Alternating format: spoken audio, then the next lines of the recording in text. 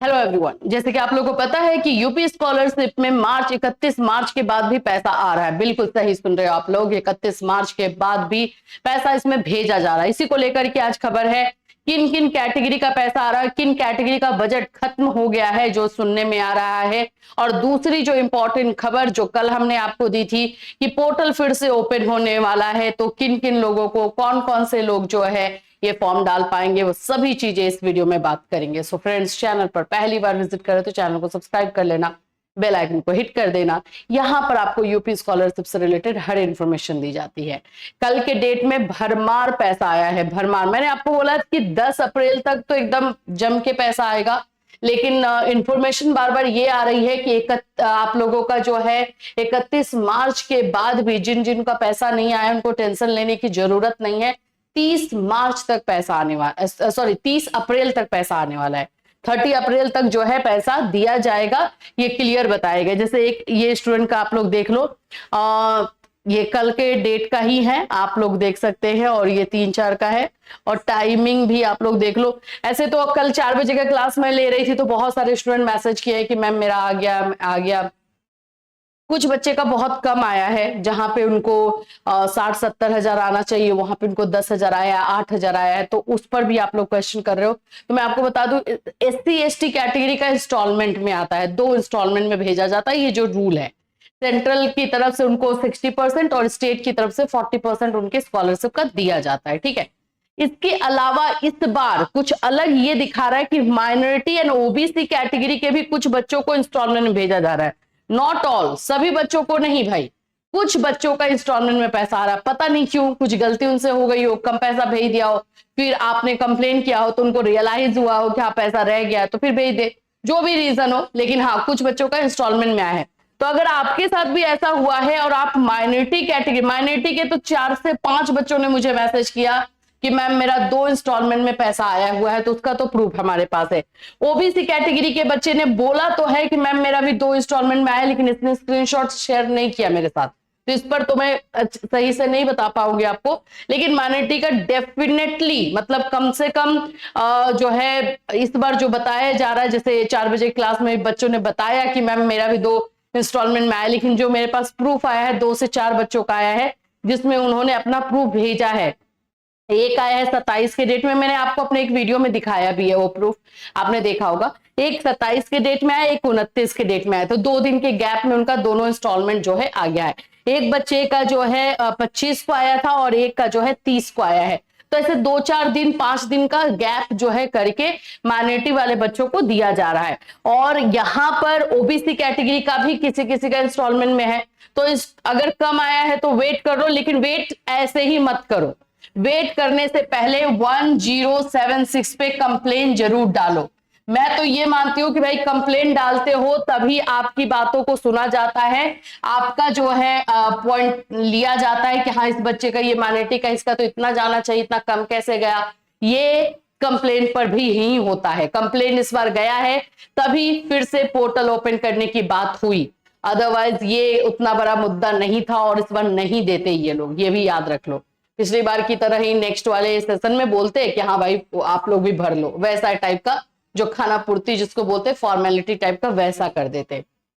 तो ये सिर्फ कंप्लेन की वजह से हो रहा है, और साथ साथ इलेक्शन भी आने वाला है, तो अभी आपकी बातों को सुना भी जाएगा, ये भी समझ के चलो। ये भी चीजें फैक्टर होती हैं, आपको भी पता है। तो 1076 पर कंप्लेन जरूर डालिएगा अगर आपका कम पैसा आया है तो। और अगर आपका नहीं आया है तो डेफिनेटली डालिए, क्योंकि अगर आप नहीं डालते हो, देखो कुछ बच्चे बोलते हैं मैम अगर हम कंप्लेन डाल दे तो हो सकता है कि हमें नहीं दे पैसा, बोले कि तुम कंप्लेन किए हो। ऐसा नहीं होता है, उल्टा होता है, वाइस वर्सा। अगर आपने जो है कंप्लेन डाल दिया और अगर आपका स्टेटस नहीं अभी तक उन लोगों ने स्क्रूटनी किया या आगे नहीं बढ़ा है, तो भी उनका ध्यान जाता है कि इस बच्चे का कंप्लेन आया है, देखो तो इसका स्टेटस क्या है, तो पता चलेगा कि हाँ आपकी स्टेटस का ये है, तो उसको आगे बढ़ाएंगे ये लोग। ये होता है यहाँ पर, इसीलिए 1076 पर कंप्लेन जाना चाहिए अगर नहीं आया है अभी तक तो। और ये पैसा सभी कैटेगरी के बच्चों के लिए आ रहा है, कोई एक कैटेगरी के लिए बात नहीं हो रही है। जनरल कैटेगरी, माइनॉरिटी है, ओबीसी है, SC/ST है।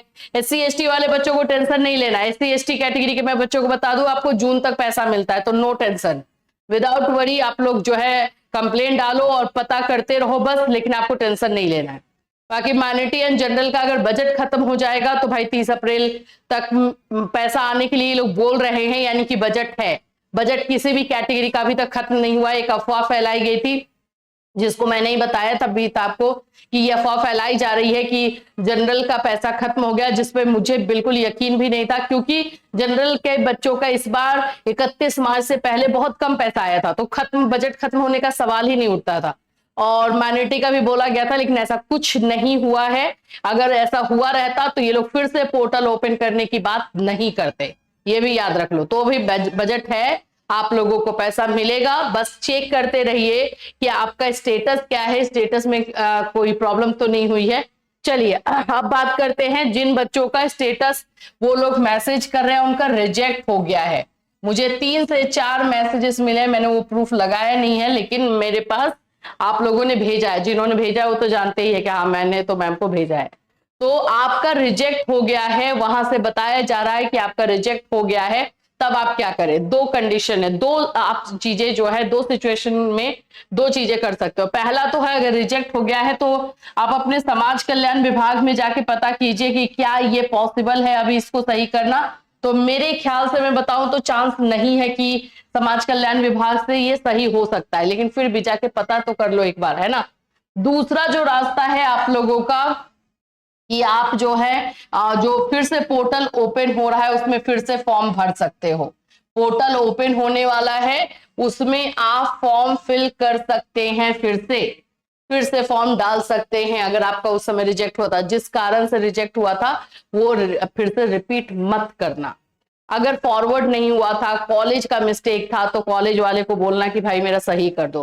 कॉलेज में भी एक बार बात कर लो, समाज कल्याण विभाग एंड कॉलेज दोनों में बात कर लो। वैसे तो कॉलेज वाले ज्यादा सपोर्टिव है नहीं, ज्यादा कुछ कॉलेज वाले हैं, ऐसा मैं नहीं बोलूं कि बिल्कुल नहीं है, कुछ कॉलेज वाले तो है, वो बकायदा ये चाहते हैं कि अगर मेरे इसमें कोर्स में 100 स्टूडेंट्स है तो 100 में से अगर यूपी के 50 है 60 है तो सभी का पैसा आ जाए। वो लोग कोशिश करते हैं, जेन्युइन कोशिश करते हैं। तो वैसे भी कॉलेज है, लेकिन मैक्सिमम कॉलेज तो पल्ला झाड़ लेते हैं, उनको तो मतलब ही नहीं रहता है। कल एक बच्चे ने लखनऊ से आई थिंक मुझे कॉल किया था और उन्होंने बताया था कि मेरे कॉलेज के किसी बच्चे का नहीं जो है अभी तक स्कॉलरशिप आया है, और उसमें वही फॉरवर्ड वाला जो स्टेटस दिखा रहा है वो दिखा रहा है। देखो ऐसा है, सुनो, आपने मेरे से बात की है तो मैं आपको एक सॉल्यूशन बताती हूँ। कल एक्चुअली में मेरी बात हुई है, इसलिए मैं आपको बता रही हूँ कि ऐसा अगर हुआ है किसी के साथ तो क्या कर सकते हैं।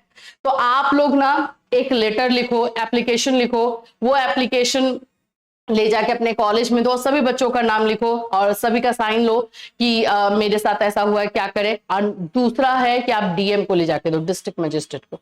2 चीज, आपके कॉलेज के लिए स्पेशली फॉरवर्डिंग के लिए पोर्टल ओपन हो सकता है। ऐसा हुआ है 2-3 कॉलेजेस के साथ हुआ है, तो कोई ये अजूबा नहीं होगा, ऐसा हो सकता है। तो अपने डीएम को, डिस्ट्रिक्ट मजिस्ट्रेट जो आपके होंगे, या डीसी जिसको डिस्ट्रिक्ट कलेक्टर बोलते हैं, वहां पे जाकर के लेटर लिखा हुआ होना चाहिए, बताया जाना चाहिए कि हमें स्कॉलरशिप नहीं मिला है, हम कैसे फीस देंगे, कैसे हमारी पढ़ाई होगी, हम पढ़ाई छोड़ सकते हैं, ये सब लिखो और सभी बच्चों को साइन हो। कम से कम 10 से ज्यादा बच्चे होने चाहिए, ये भी बता देती हूँ, 10 से ज्यादा बच्चों का साइन होना चाहिए। तो वो डीएम को ले जाकर के दो। देखो फिर आप लोगों के कॉलेज से जो है फॉरवर्डिंग के लिए, या फिर फॉरवर्ड कॉलेज ने नहीं किया, या कुछ वैसा इशू है, कोई भी इशू है, अगर मान लो कि डिस्ट्रिक्ट समाज कल्याण विभाग से इशू है तो वो सब सॉर्ट आउट हो जाता है। तो ये काम आप कर सकते हैं, ठीक है। तो फिलहाल के लिए आपको यूपी स्कॉलरशिप से यही है, पोर्टल ओपन होने वाला है, जैसे ओपन होगा वैसे हम हैं आपको बताने के लिए। कंप्लीट इंफॉर्मेशन आपको यहीं पे दी जाएगी। फिर मिलूंगी, टिल दैट टेक केयर।